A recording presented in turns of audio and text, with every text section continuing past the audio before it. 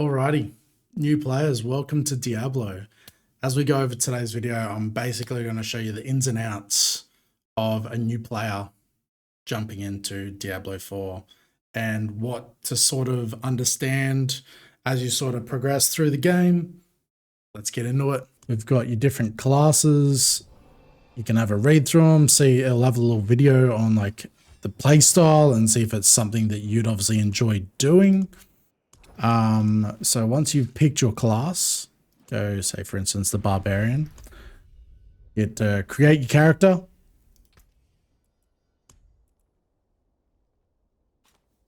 Look at that, it's tidy. All right, now that we've finalized our character, we can go up here. You can start with the original campaign if you haven't done it before.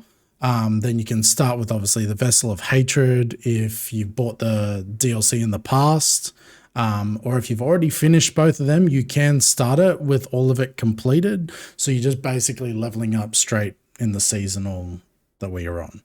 So I'm just going to start with Vessel of Hatred campaign completed.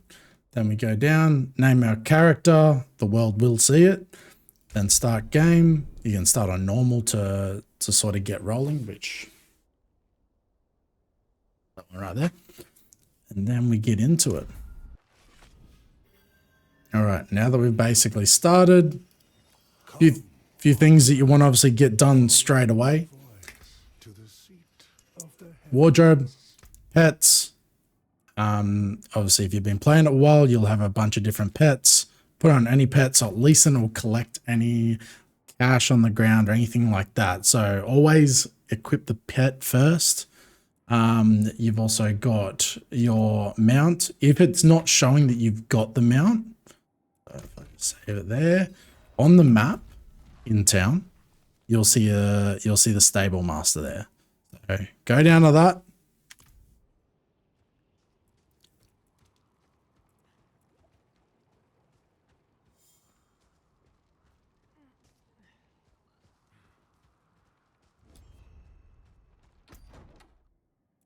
And then from there, you'll be able to equip whatever mount you've got. This is the part where I'll tell you to basically just level as you see fit. Enjoy the game. Don't think into it too much until you start to get into the higher tiers and stuff. I will explain how to do that in a second. But yeah, like if you want a quick way to sort of level, when you go to the map, you've got the Helltide here, which this is a great way to level up quick. It is a bit harder as well, but level in there, go back to town, salvage your stuff, which I'll show you how to do, and just rinse and repeat. That's going to be the quickest way if you've obviously skipped the campaign to then blast through and get into the higher sort of stuff. So we're at the Blacksmith. This is where you're going to salvage all the stuff that you're not using early game. This is also where if you die, you can come back and repair the stuff that you are wearing. We'll go into tempers and masterworking a bit later, as it's sort of when you start to push later game that it really is worth doing, because you sort of want to get the resources and stuff before you start dipping into that. And you also don't want to burn anything you've got early on, because as you're blasting through the early part of the game, you can sort of just equip anything, and as long as you sort of follow a guide, which I'll show you for leveling, it will sort of tell you the skill tree that you need, and that will get you through all the stuff leveling up. All right, leveling builds. So there's two websites that I'll always recommend: maxroll.gg, great website. And then you've also got Mobalytics, which is another great one. Check both of them out. They've got builds for everything. Obviously pick one, whatever class you went with. Say for instance, I went Barbarian. Click on this, come in, and it will sort of give you a layout of how to sort of go about it. Shout outs to Cliptus for this amazing build. But if you scroll down here, you'll actually see it'll have like what to throw on as you sort of level up to an endgame planner. But it will tell you what to sort of farm for. It'll give you a skill tree. So if you go in here as you sort of get levels, you'll get your skill points that you can put into the skill tree. This is the best way to do it. At least then it's not as gear dependent as you're starting off. Follow this, basically whatever gear you got on to an extent. You'll blast through most of the stuff until you get end game. I'll also leave the links for these two websites down below. So an easy way to obviously click on them, check them out, save them, and go from there. All right, so the skill tree. When we obviously open up our character, you got your abilities here. This is where, as you sort of level up, you can start to put it in. Off the build, you can literally pop them in, and as you go up, at least then you're gonna get obviously the skills to use, which will be down here, and it'll just make life a lot easier. There are some things that are behind the DLC. For instance, when you go to the map, you'll see that you've got this extra area here, which is you needed the Vessel of Hatred to obviously unlock that. It gives you an amazing thing like obviously the Mercenary Den, so you can equip your mercenaries. You get the runes as well, which add even more power to your build.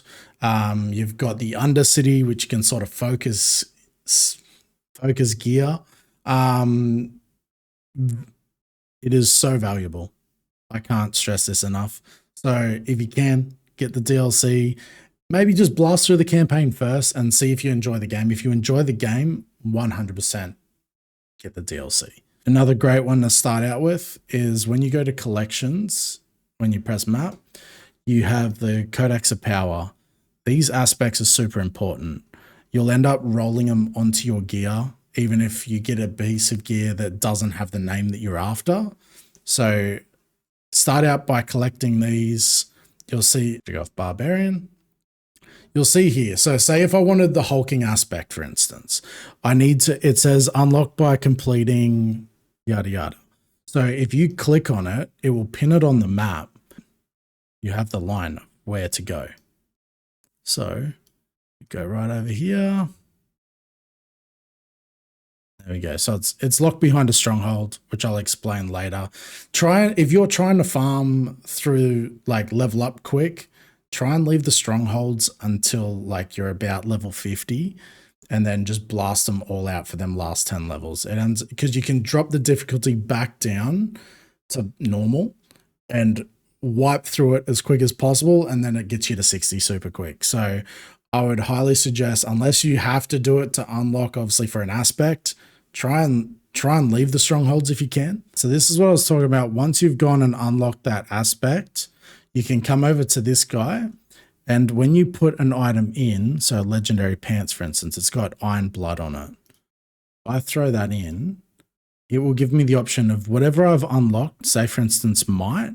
So say the build that you're following says that you need might on the pants. You can click on it. It will tell you how many resources you need to obviously do it and how much it's going to cost. Sorry. There we go. And then what you can do is hit it. And all of a sudden, the pants are now might, which helps.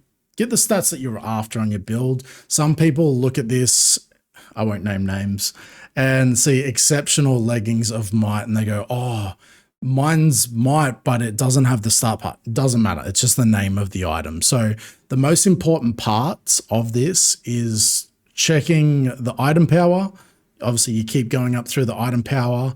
You want to make sure the aspect's on the right aspect that you need, and then the stats. Your stats there. You got your 4 stats. Make sure that as much as you can that they're the right ones for the build. So your strength, your life per 5 seconds, your dodge chance. You can adjust one of them as well. So another great thing that you can do. So if we go over to Enchant, still by the same person, we whack them in, it will let you change one. So say for instance, if the build said strength, life, and life per 5 seconds, but dodge chance wasn't on there, and say you needed something else, click dodge chance, enchant, again, it's going to use resources. This is why I said, until you get to sort of the end game, don't be doing it too often because you'll blast through it anyways. sort of stack up these mats until you get to a certain point where like you don't really care if you burn through that sort of amount. All right, so then we click dodge chance. There you go. So say I needed fury per second. Boom. Now you'll see they have fury per second on them. You can also say how it's got +2 there. You can, if you want to get cheeky, you can keep doing it. It does keep scaling and using more money. But yeah, say like if it was only on 1 fury and you wanted to get 2, you can keep going until you get 2. It'll just keep rolling that one that you've already done. So it's really only just to improve it.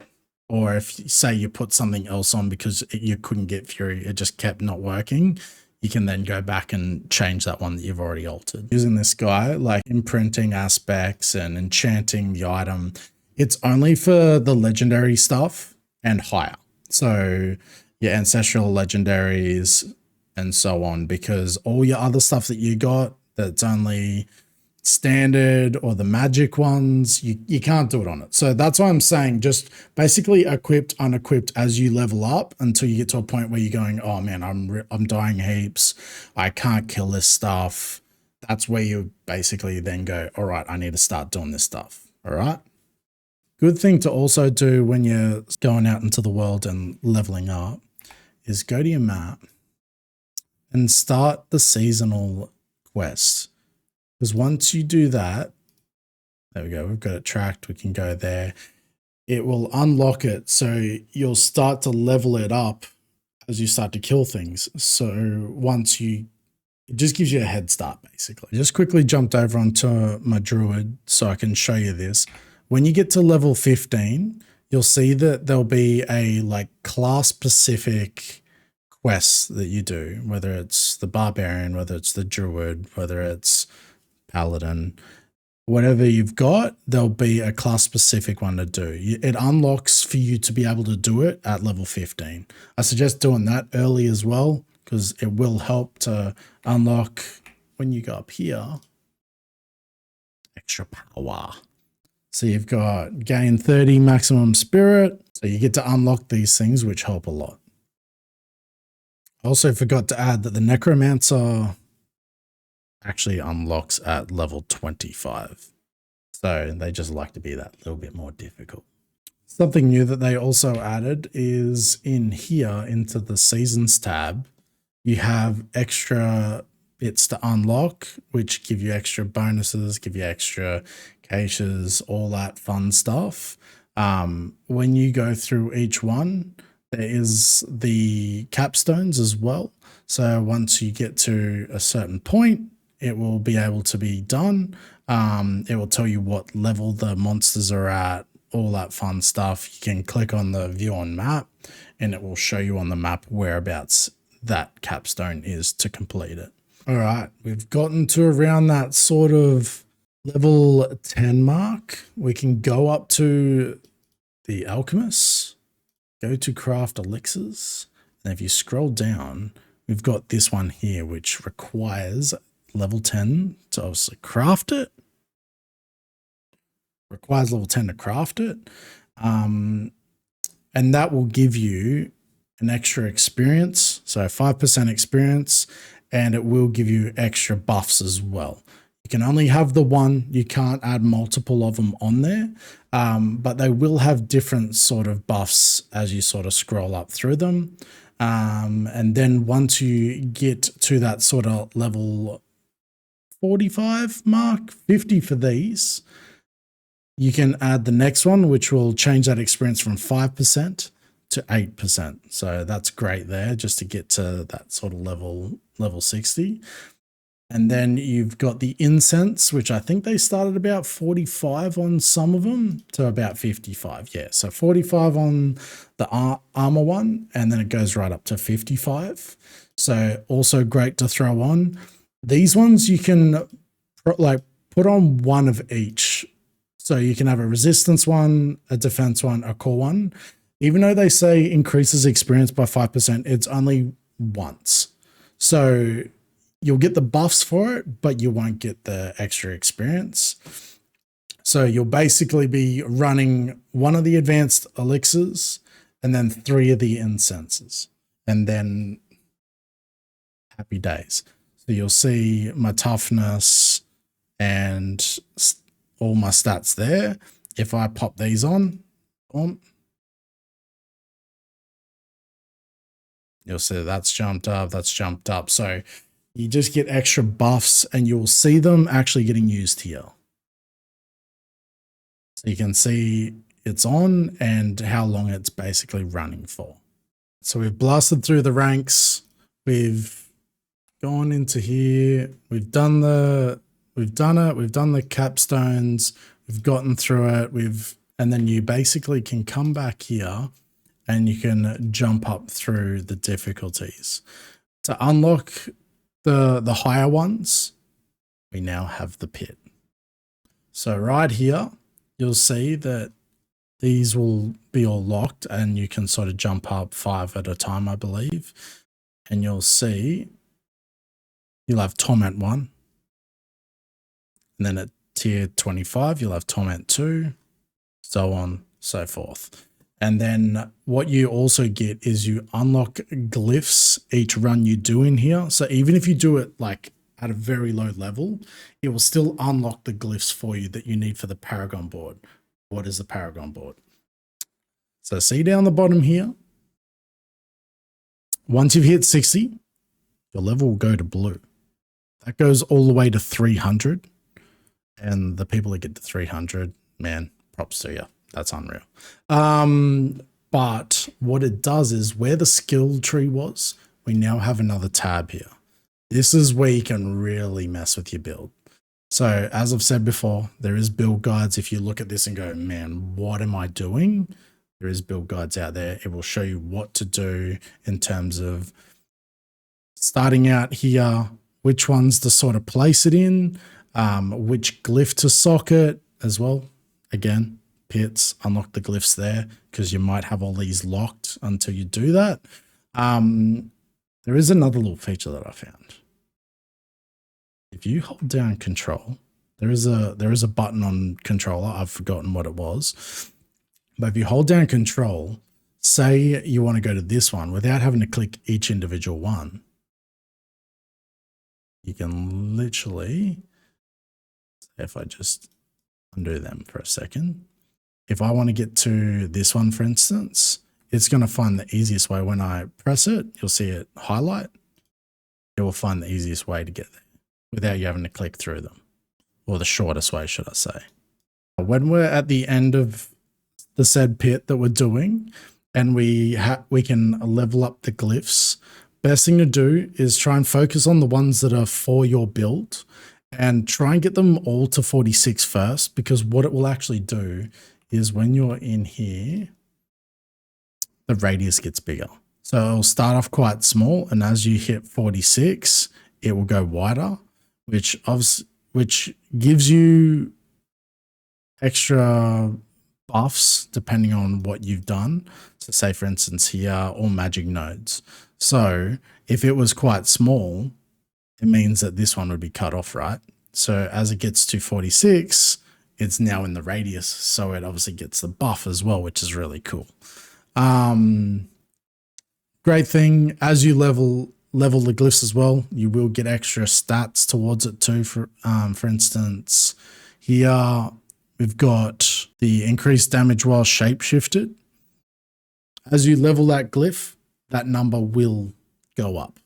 So buffs there, buffs in here, buffs all around. So very good to do. It is hard, but even if you start as at like a lower pit and just keep blasting it, hopefully you can get some upgrades and get the build sort of rolling. This is once you've hit level 60, by the way. Alrighty, jeweler time. So when we come over to the jeweler, there's a few things we can do. You can salvage the gems that you've acquired throughout the world, which you'll get a resource back of that gem, which you can then craft better gems. They are level capped, so you've got level 15, level 20, level 25, and then the big boys at level 30. If you can craft some grands at level 30, man, You're doing well. But that is the way that you can craft your gems. You can also add sockets into stuff. So say, for instance, this pole arm that I've got in here, it's already got the socket, so I can't do it. But if it didn't, whack it in there, it will give a resource again, and then you can add the extra sockets. Certain things can't get sockets, like the gloves, like the boots, but there is a lot of items that can. So just always try. Once you go here, it will tell you if there's an item that can use a socket. It will go a different sort of, so say for instance, I go here. You'll see everything's grayed out except for, see, it's lit up. So it means that I can add one, whack it in, add a socket. It will also show you again what resources you need, which that's why you want to wait until you sort of get towards that sort of end game scenario. But then you can add the socket to it, and then it will even give you an option. If it still can have an extra socket, it won't gray out. It will show that it can take a second one. So we can just hit it again. Bang. We've got the 2 in there. We can then put whatever gems in there we want that are going to help the build. Again, build guide will tell you what ones work for the build. But if you've got the DLC, you can also add the runes in. So that's a fun time. When you come up here, here you go. So you got your runes, you've got your gain, and you've got your requires. So you can whack both of them on. Like you can see here, I've got Neo Vex, and it will tell you what it does.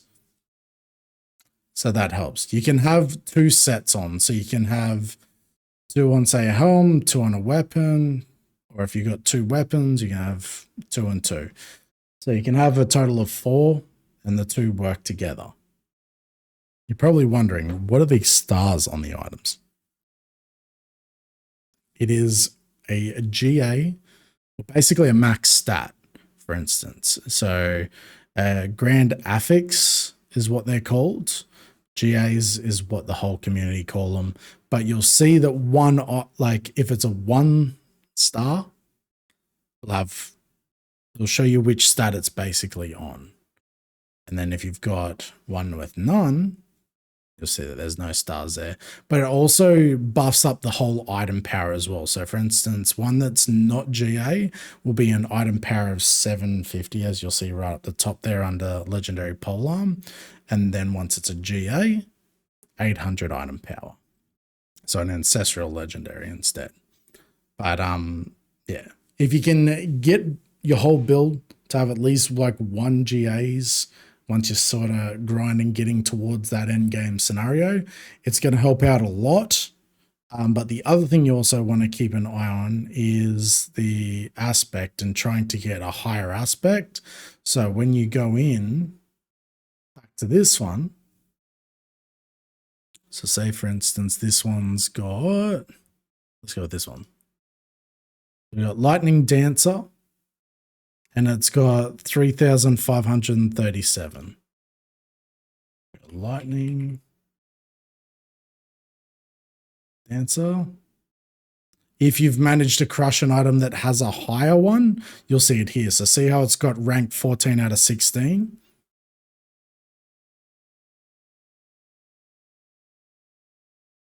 So you'll see it changes from 3,537 to 3,593.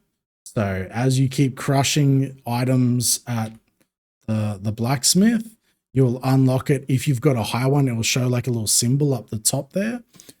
And then it means that you've gotten an upgrade in here. So you can then take your item back, throw it on, whack it in, and it will have a higher aspect as well, which means that just more damage or whatever the stat does. Some of you might see on the builds the uniques and go, well, how do I get uniques?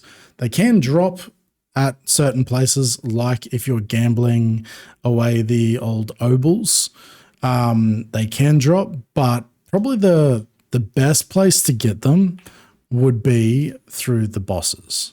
So if you look up the unique that you need, and it will attach basically and say what boss you need to kill to have a good chance of getting one of them. And you can run them over and over as long as you've got the mats to do it. You can start the boss to see if you can kill it without using any mats, which is really cool. That's been sort of updated.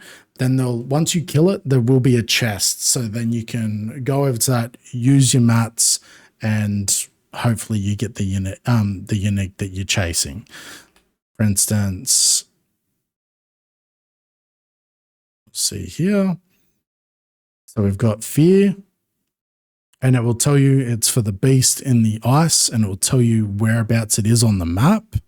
So what you can do is go there. If say the unique that you're after is that boss, you go there, kill it, and then it'll ask for a certain amount.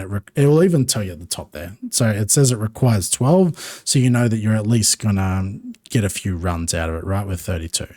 So fingers crossed you get it, and then you'll be happy days. But you can keep, if you get heaps of mats throughout the town, another good way is, I know it's attached to the DLC, but you can go into the Undercity with these things. There will be one, probably don't have any of the boss ones, but you'll see that for the Harmony ones, it's runes. So if you run this in the Undercity, which I'll show you where that is, it gives you a reward of more runes. So if you're chasing runes, like all the right runes, you can do that. But if you come over to here, you got ones for masterworking materials, you got Lair Boss Horde keys. So they're the ones that you want to be running if you need to get more mats. You will get them around the world and stuff from doing certain things, but that is another way of focusing it if you want to sort of be someone that focuses that sort of stuff. And as I said, you got boss mats for certain bosses. So run them over, and then you can sort of focus on them things.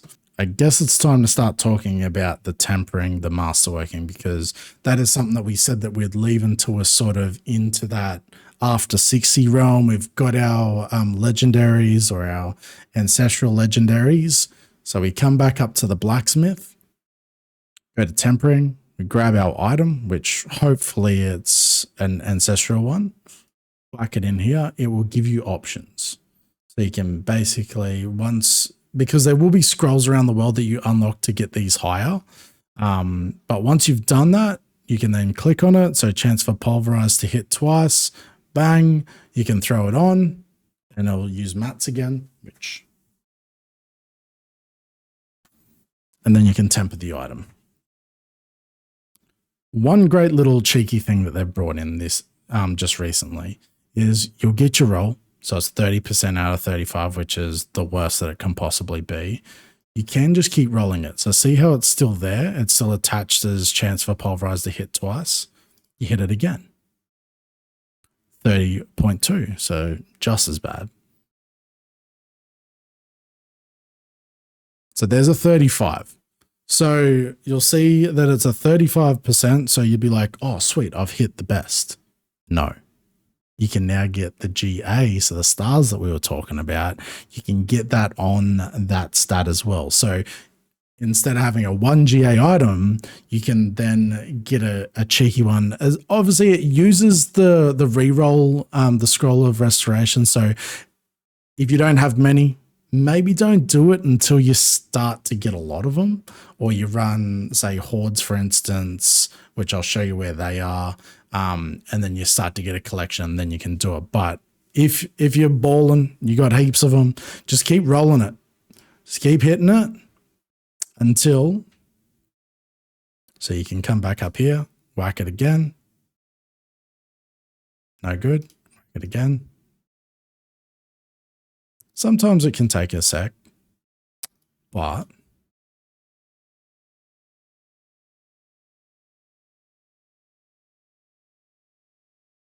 there you go. So you thought 35% was the best you could get. 52.5. Great tip right there. When I obviously got told about this, massive upgrades. So keep in mind, do all that, and it's going to make life a lot better. You guys have seen the purple items around, right? We've all seen them. How do we get them? That is the true question. They're super hard to get for most people. If you know what you're doing, it does get easier. For instance, in that Undercity, you can jump down here. You can pick up these sometimes around the world, and there's the chance of obviously a mythic dropping. It does help. There is many other ways to get them. I've seen people literally walk up to this guy and blast away on, say, for instance, the caps, and boom, one of these bad boys drops. So there's that way to get it. Obviously, there is the bosses that you can do that also have the chance that we've sort of explained previously. We do have one other option. Well, two other options. We've got the Blacksmith when you come over to here.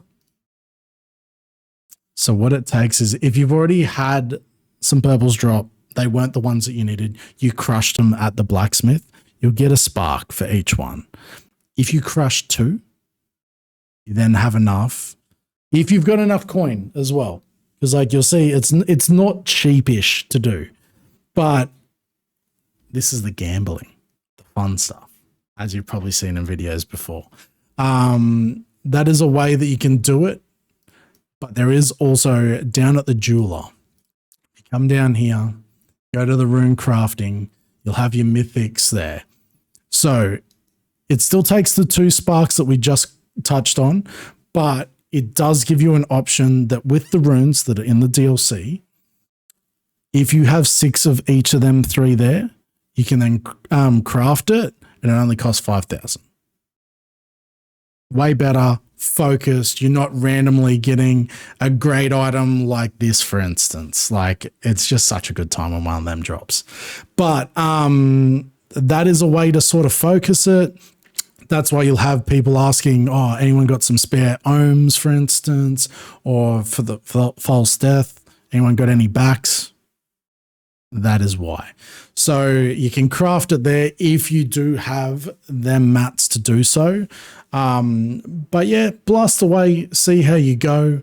But yeah, that is a way of getting the purples, or the mythics as they call them, a bit easier. There is one other way that they sort of added this season. I don't think I've got any at the moment, but the nightmare sigils that you would have seen around that you get, where it says armory, or the hidden armory, there is the mythic trickster, which run it with a crew. If you always look at your mini map while you're running around there, because they do despawn, like they jump through the portal and away they go and you lose out. But go in with a crew. Anyone that jumps in also has the option to get it, but blast through the nightmare. And then once you see the goblin on the mini map, everyone go and smash it, because once it dies, it drops 5 mythics for you. It also drops a bag that gives you 1 extra shard and some runes as well. So if you get them, they are very rare. Don't be expecting like you've done 3 hours and you've gotten 3 of them. But yeah, if one of them drops, super important. Don't take your time running through that nightmare. Just blast through it, smash the goblin, reap the rewards. And that helps a lot, because even if it doesn't drop the ones that you're after, guess what? Smash them down, craft the one that you are, or gamble like I do. So we've got the DLC stuff to do. So when we go into the map, we go down to the den.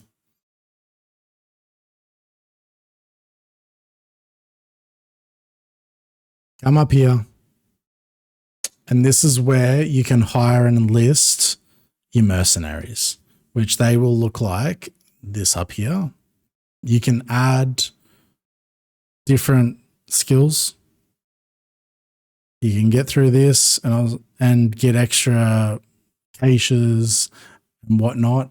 Once you've blasted through them, or like as you're blasting through them, this little one will unlock, which you can get some stuff here as well. So just an extra little thing you can do.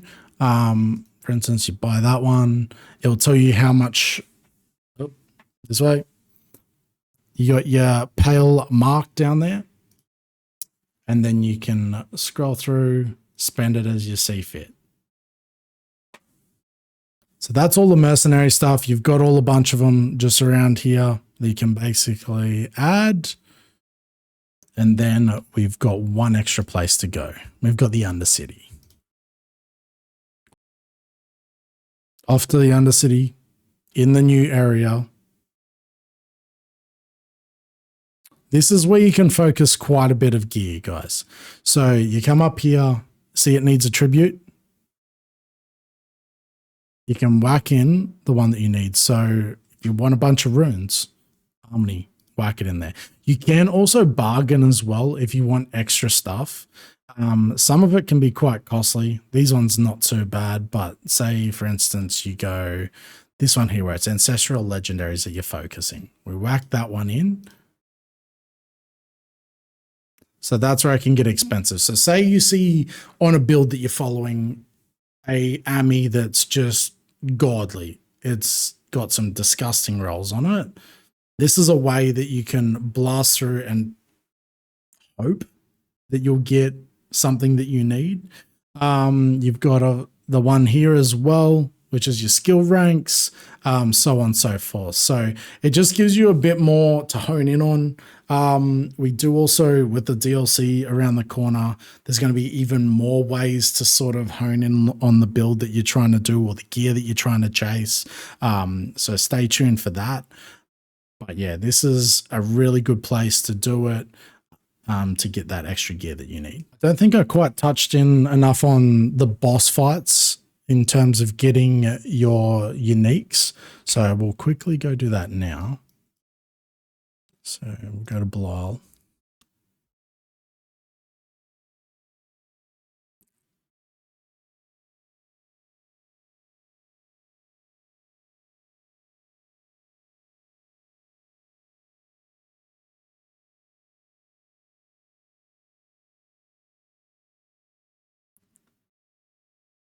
Come up to the altar. As I said, it's free. So you can do this as many times as you want if you're just testing your build to see if you can do it. You can change the difficulty. As you go up through the torments, the bosses get harder.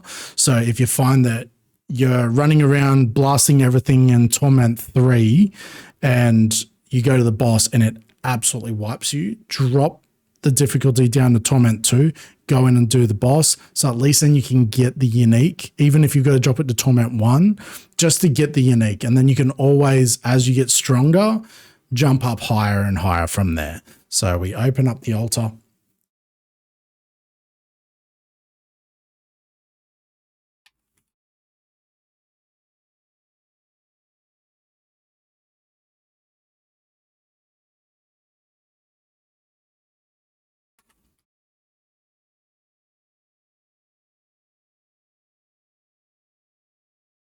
All right, so we've got the boss down. The chest will pop up.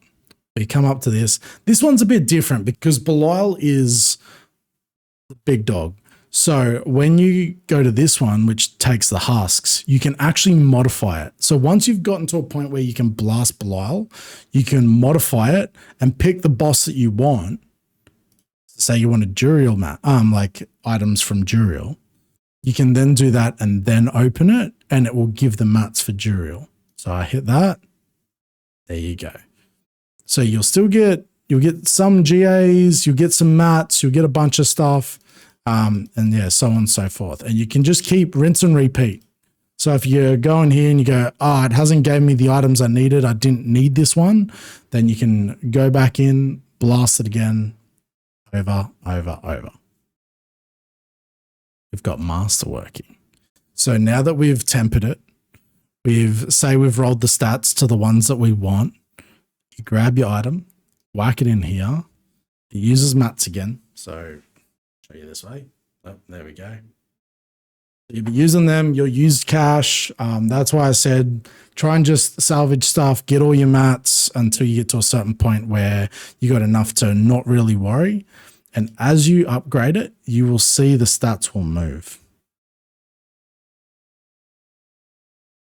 This used to be a nightmare part of the game. They've made a big difference here. So now you'll see that one of them went orange.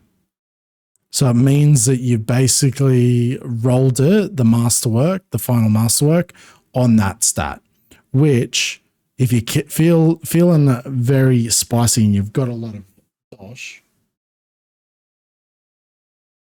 you can keep going. So now it's on a chance for pulverize. So we've just gone from like what, 50%, something around that 50% to now 78.7. Big jump, right? So there you go. So you've basically done your tempers, you've done your masterworks, you've changed the stats that you need for your build, you've changed the aspects as well to make sure that it actually means something for your build. That's probably the best thing a part of the game without going too far in depth into it. That will get you towards the end game that most people do. There's so much more you can do, but at least if you've gotten to that stage, you'll feel like you're blasting all content. Again, you got the glyphs that you can level up. You've got the Paragon board that you can sort of keep pushing as you keep leveling that Paragon and keep adding extra points into that. But yeah, guys, I hope that was heaps of help. If there's anything else that you want me to add into it, leave a comment below. Don't forget to just hit the subscribe button. It means the world. And if you're ever around the area, I say area, around the internet, and you've got time Monday to Friday, it's usually my night, so it's 7:30 until 12:30. Sometimes we go over. Drop into Twitch, check it out live, say that you watched the video. Any questions you've got, we've got the Discord community as well, so you can jump in there, ask any questions. But I hope that helped. I still get a lot of people coming into the streams that are a bit confused. There's a lot of info to sort of know, but I hope that sort of crunched it down a little bit in terms of ticking all them boxes and making sure you progress as best possible. Thanks for your time, guys. You're the best. Have an amazing day.